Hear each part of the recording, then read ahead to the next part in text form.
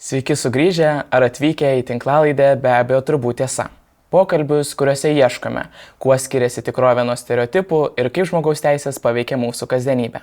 Aš esu Ignas Liaudonskas iš jaunimo organizacijos Alterno ir šiandien paskutinėme mūsų tinklalaidės epizode aktuali tema – baimė būti savimi. Apie tai kalbėsime su mano kolege Ieva Dobravalskyte, jaunimo organizacijos Alterno vadove. Labas, Ieva. Labas, Ignai. Tai kaip tu manai, kas mus dažniausiai sustabdo nuo to, kad tiesiog būtume tokie, kokie esame? Aš manau, turbūt baimė. Baimė pasirodyti kažkaip ne taip. Baimė, kad kažkas pakritikuos mus. Ypač jauname amžiuje, man atrodo, yra ta tokia baimė, kad kažkaip pasirodysi ne taip, kažkas iš tavęs pasijuoks, kažką pasakys.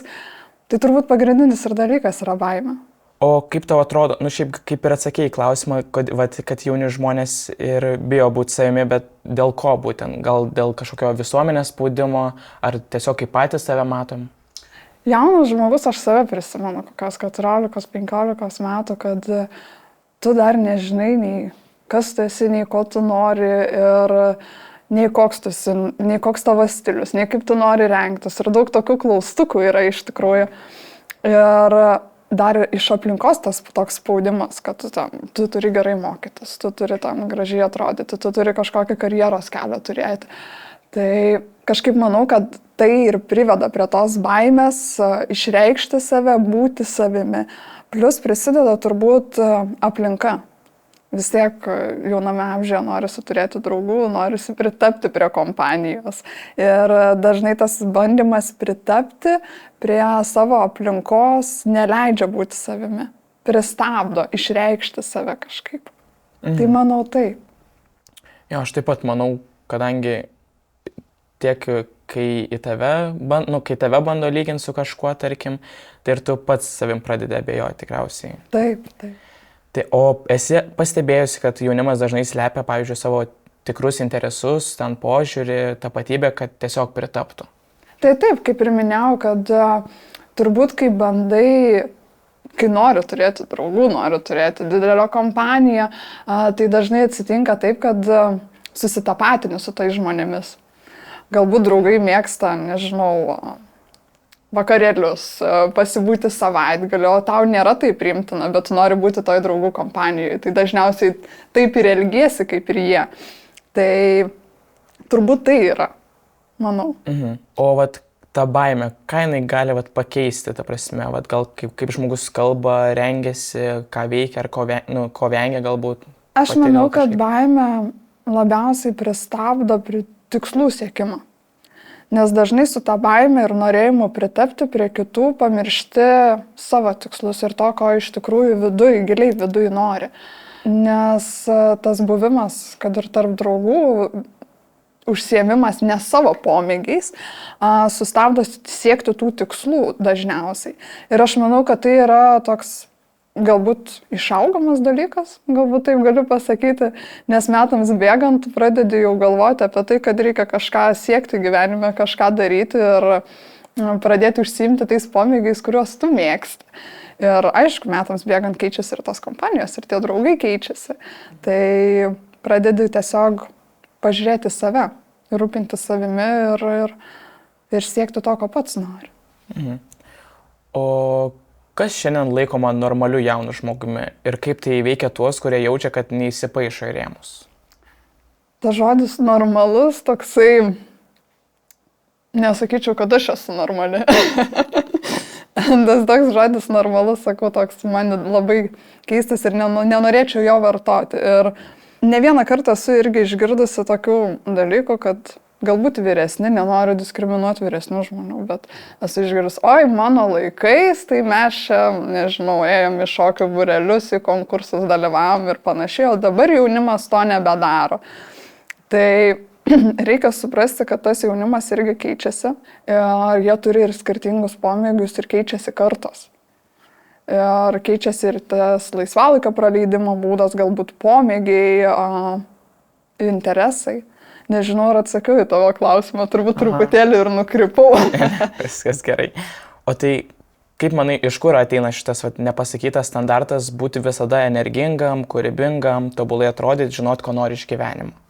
Tai manau, jaunam žmogui dažnai būna taip, kad tėvai dažnai pasako, kad būk kaip visi, pritap prie draugų, neišsiskirk, planuok į savo karjerą, baigsi mokyklą, eik studijuoti, pabaigsi studijas, eik dirbti. Atrodo, kad tas kelias yra toks nutestas kiekvienam jaunam žmogui, kad tokia kaip taisyklė baigti 12 klasių, įstoti studijuoti, pabaigti studijas, eiti dirbti, kurti šeimą ir visas tas toks kaip punktai suvardinti tokie. Bet tai nėra būtina. Kiekvienas turi atrasti savo kelią, nėra būtina sekti tuo, ką pasako aplinkiniai tavo. Ir dažnai aš manau, kad jaunų žmonės įspaudžia į tokius rėmus ir sukelia tiek stresą, tiek nerimą, tiek baimę išsiskirti ir būti kitokių, užsiimti savo pomėgiais. Aš manau, kad tai ir sustabdo jaunų žmonės, sukelia tą baimę ir dažnai jie net neišpildo turbūt nei savo svajonių, nei tikslų. Kaip tu manai? Aš manau aplamai, kad tie visi tokie standartai ir kyla iš socialinių tinklų, iš suaugusių lūkesčių, kaip ir minėjai, bet dažnai atrodo, kad net nežinoti yra lyg klaida, ta prasme, ko tu nori, tarkim. Tai taip, irgi dažnai girdžiu čia toks stereotipas, koks tas jaunas žmogus. Jis jaunas žmogus nieko nežino, jisai nežino, ko jisai nori, bet čia normalu nežinoti, ko tu nori. Aš prisimenu save, irgi baiginėjau mokyklą, aš nežinau, ko aš noriu būti. Tikrai nežinau. Ar aš žinau dabar, ko aš noriu būti? Tikrai ne. Galbūt įstoju studijuoti, galvojau, baigsiu studijas, būsiu socialinė darbuotoja, čia viskas. Baigiau studijas, padirbau metus. Nenoriu dirbti socialinio darbuotojo. O kuom aš noriu būti? Irgi nežinau, kuom noriu būti. Tai čia labai normalu nežinoti. Nėra taip, kad tu jaunas būdamas žmogus jau žinosi viską, ko tu nori. Labai sveikintina, jeigu taip yra, bet tai yra labai normalu. O ar tai, ką laikome autentiškumu šiandien, kartais virsta kitų spaudimą būti ypatingu, drąsiu, visada išsiskirti? Aš manau, kiekvienas žmogus yra labai skirtingas. Vienas yra aktyvus, drąsus, kitam reikia ramesnės veiklos ir jisai nėra toks, kad eiti, kalbėti viešumoje, dalyvauti, kažką vesti veiklas. Tai labai yra skirtingų žmonių. Ir nereikia versti to žmogus, kuris yra ramesnis, jam reikia ramesnios veiklos, daryti tuos aktyvius dalykus ar vesti renginį. Tai kiekvienas yra skirtingas ir nereikia ne vieno spausti būti kitokiu. Tai kai yra iš visuomenės tas toks spaudimas, kad tu turi eiti, daryti, dalyvauti veiklose, tai žmogus ir užsidaro, jisai dar labiau ir tada ir sako visuomenė, kodėl tas žmogus nenori daryti nieko. Nes yra tas spaudimas, kad tu turi tą daryti, tu turi toks būti ir panašiai. O ar tau pačiai kada nors buvo sunku būti savimi? Pavyzdžiui, nebijot pasakyti savo nuomonę, parodyti, ką jauti ar kas tau rūpi? Oi, aš manau, su baime tai daug kartų buvo įvairių situacijų. Daug kartų esu bijojus išreikšti savo nuomonę, bet aš manau, kad kažkaip iš savo patirties, taip kalbant, metams bėgant, pats keitiesi, kaip ir sakiau, kad bandai siekti savo tikslų ir aš pati bijodama, aš daug dalykų bijau, šiandien kalbėti bijau. Labai buvo nedrąsu ir matai irgi pati, kiek jaudinausi. Bet įstatai save į tokią nepatogią padėtį, kad tu turi tai padaryti. Man tai veikia. Kiekvienas turi skirtingų tų būdų. Man veikia tai, kad aš pastatau save į tokią situaciją, kad neturiu kitos išeities ir negaliu apsisukti ir bėgti ir nepadaryti. Tai taip, galbūt čia ir apie baimės įveikimą galima pritempti prie to, kad kaip įveikti tas baimės kažkokias. Tai yra, kaip ir minėjau, skirtingų būdų, bet aš tai save pasistatau į tokią vietą, kur neturėčiau kitos išeities. O pats ar drąsiai, nes irgi aktyviai vedi renginius, visur dalyvauju, ar būna ta baimė ir ar drąsiai eini ir darai visą tai? Kartais būna, tikrai atrodo, pavyzdžiui, kad ir kai kalbėsi, tarkim, jeigu noriu kažką pasakyti, kas man tikrai labai rūpi, atrodo, kad tiesiog būsiu nesuprastas ar tiesiog atstumtas, tai tikrai kartais tiesiog pasilaikau tą savo nuomonę savo, nors tikrai galėčiau tiesiog garsiai išsakyti. Man irgi dažnai taip pat būna, atrodo, dalyvauju ir posėdžiuose, ir įvairiuose susirinkimuose, susitikimuose.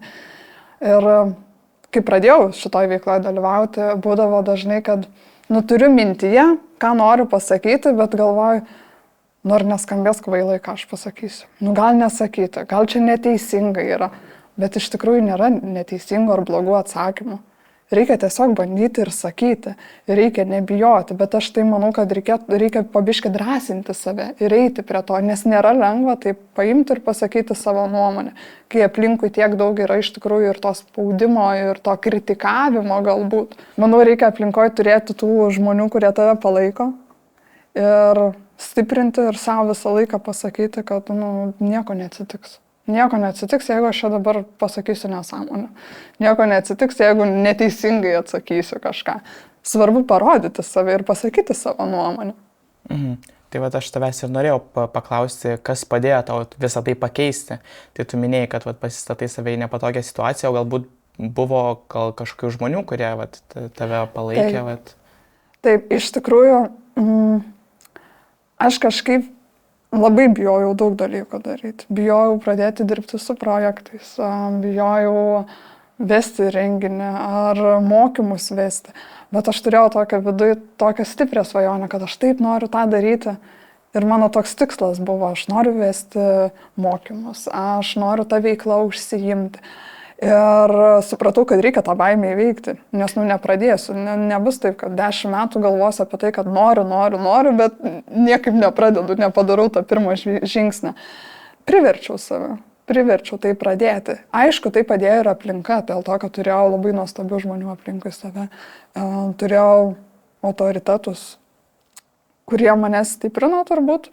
Ir turbūt ir jaunam žmogui palinkėčiau surasti tą žmogų, pamatyti kažkur. Galbūt tai yra šalia tavęs, galbūt tai mama, tėtis, draugas, draugė ar mokytojas, kuris tau gali tapti autoritetu.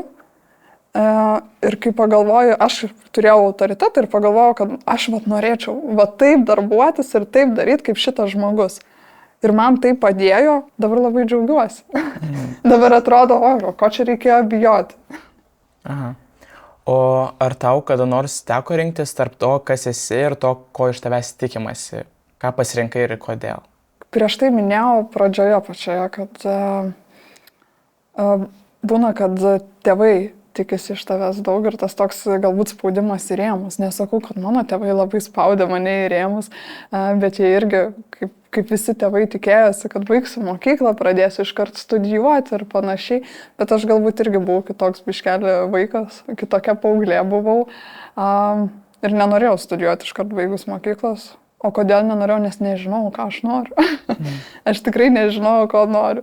12 klasės pradžioje žinojau, kad studijuosiu dizainą. Viskas, lankiau akademinį piešimą, pasirinkau dailės egzaminą mokykloje, viską.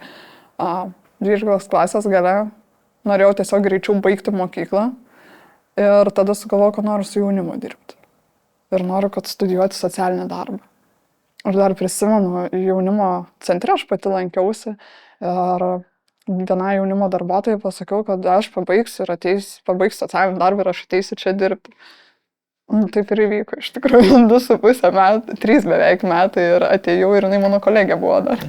Tai iš tėvų galbūt irgi tas buvo, kad, kaip minėjau, kad tikėjosi, kad iškart eisiu studijuoti, kad pabaigsiu studijas, iš karto dirbsiu ir aš turėjau metų pertrauką.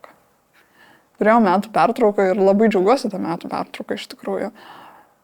Ką aš čia veikiau, nekeliavau, nieko, aš tiesiog ėjau dirbti, bet ta darbo patirtis man labai daug atnešė visko. Aš sutikau tokių nuostabių žmonių, kurie mane iki pat šiol lydi gyvenime ir tie žmonės prisidėjo prie tų mano baimių įveikimo, prie mano aktyvaus darbo, aktyvios visuomeninės veiklos iš tikrųjų. Tai irgi toks kitoks galbūt mano elgesys nei to, ko iš manęs tikėjosi. Tai čia į tavo klausimą atsakius turbūt, kad pasirinkau būti savimi. Okay. Tai aš dabar norėčiau su tavimi pažaisti tokį nedidelį žaidimuką, ką pasakytum. Tai aš tau tiesiog pateiksiu tokias situacijas ar frazes, kurias realiai galėtum išgirsti realybėj, gatvėj, kažkur komentaruose ar viešose diskusijose. Ir tu tiesiog pasakyk savo nuomonę, ką pasakytum tam žmogui, kuris kalba ar galvoja taip. Tai pirmasis būtų, ką pasakytum žmogui, kuris sako, nesirodyk per daug, dar pagalvos, kad keistas. Oi, čia turbūt dažnai tai pasako. Aš manau, kad labai dažnai jaunam žmogui tai pasako, kad nesirodyk, nes kai atrodysi per keistas, dar kažkoks tai. Net nežinau, aš gal jaunam žmogui pasakyčiau, kad nekreipk dėmesio, ką čia kiti sako, ne jie tavo gyvenimą gyvena, ne jie tavo keliu eis, tu tai darysi ir koks tu esi, tu toks ir būk prie visų. Ir nebandyk būti kažkokiu kitokiu. Labai sunku apsimesti nesavimi. Iš karto matosi, kai žmogus nebūna savimi. Matosi ir iš veido, ir iš kalbos, ir iš judesių. Tai aš galbūt labiau jaunam žmogui pasakyčiau, kad neklausyk, ką ten sako. Ir būk tokiu, kokiu tu nori. Ja. O ką pasakytum, kai kas nors sako, geriau patylėti, nei pasakyti nesąmonę? Žiūrėjau, kokia ta nesąmonė. Ne, jokai, iš tikrųjų. Nežinau, kokią tą nesąmonę galima pasakyti. Kaip sakiau, nėra blogų atsakymų, nėra neteisingų atsakymų, nėra tų nesąmonių. Kai žmogus galvoja, tai gal taip ir sako, galbūt pats paskui, galbūt ne taip pasakiau, ar dar ką nors pasitaisys, ar kažką pergalvos. Bet tikrai nereikia bijoti. Na tai ir paskutinis tada būtų, ką pasakytum žmogui, kuris sako, tai gal tau tiesiog reikia daugiau pasistengti pritapti. Aš kažkaip tokiam žmonėms galbūt net nežinau, kad aš numočiau ranką ir nusisukčiau ir nueičiau ir galvočiau, tegul jie gyvena su savo nuomonė ir su savo tokiais pasakymais, nes iš tokių pasakymų galima spręsti, kad žmogus pats save yra susikaustęs ir įstatęs į rėmus, kad nesielgti kažkaip, nieko ne to nepasakyti, nekalbėti nesąmonių ar dar kažko. Čia galbūt yra toks, vėl čia atskirsiu, nežinau, tikiuosi neskambėsiu tokia kaip diskriminuotoja tarp vyresnio ir jauno amžiaus, bet dažnai vyresni žmonės, kad netrodyk išraiškingai, kažkaip neapsirenk kažkaip išskirtinai, žinai, turi atrodyti tvarkingai kaip visi, bet čia yra iš to, kad turbūt tiek mūsų tėvai, tiek seneliai mūsų, jie gyveno sovietmečiu. Buvo griežtos taisyklės. Mokykloje buvo aprangos, tu turėjai atrodyti tvarkingai, viskas buvo tikrinama. Ir jie yra išgyvenę tai. Ir jiems taip atrodo, kad turbūt ir dabar jauni žmonės taip pat turi gyventi, nors viskas yra pasikeitę. Tai čia labai tokia normalūs ir net dalykai ir negalima labai teisti tų žmonių už tokius pasakymus. Aš manau, kad tiesiog reikėtų numoti ranką ir viskas, nusišypsoti, pasakyti ačiū už jūsų nuomonę ir tiek. Aha, gerai, tada ačiū tau labai, Ieva. Tikrai buvo labai malonu padiskutuoti. Na, o visiems, kurie klausėtės, gal verta kartais sustoti ir perklausti savęs. Kiek mane yra manęs pačio? Ir ką reiškia būti savimi pasaulyje, kuriame visi taip bijom būti per daug. Čia buvo be abejo turbūt tiesa, aš Ignas Liaudonskas. Ačiū, kad buvote kartu ir iki kitų kartų.